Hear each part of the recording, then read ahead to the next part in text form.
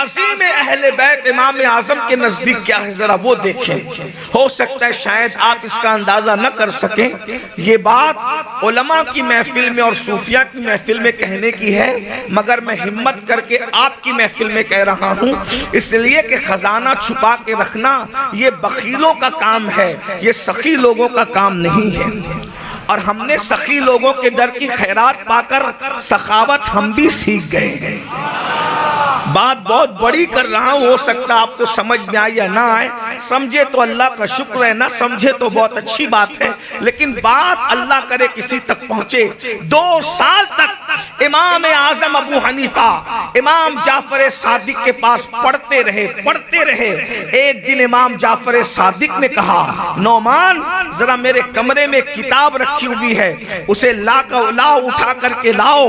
तो इमाम आजम ने पूछा, मुर्शिद मुझे तो आपके कमरे का रास्ता ही नहीं पता है, आप मुझे रास्ता बता दे कि मैं जाऊं कहां से। तो इमाम जाफर सादिक ने फरमाया, तू 2 साल से मेरे घर आता जाता है और तुझे मेरे कमरे का पता नहीं मालूम। तो इमाम आजम अबू हनीफा हाथ बांध कर कहते हैं, मुर्शिद आप कमरे के रास्ते की बात करते हैं, इन 2 सालों में अदब की वजह से मैंने आंख उठाकर आपका चेहरा भी नहीं देखा है, मैं तो सिर्फ आपके कदमों ही को तकता रहता हूं।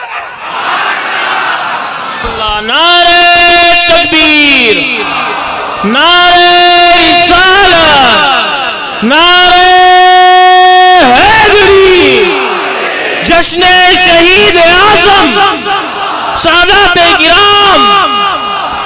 अरे जब इमाम जाफर सादिक मिले तो इमाम हुसैन ने इतना इमाम आजम ने इतना एहतराम किया।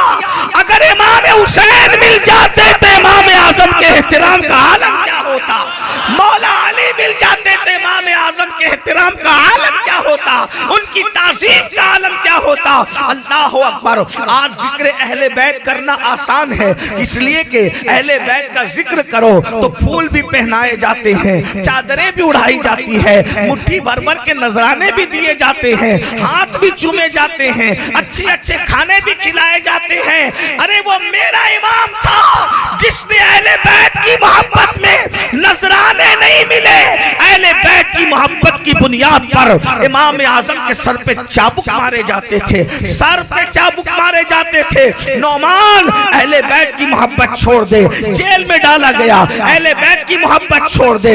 अल्लाह अकबर। इमाम आजम कहते हैं, दुनिया तो छोड़ सकता हूं लेकिन मोहब्बत अहले बैत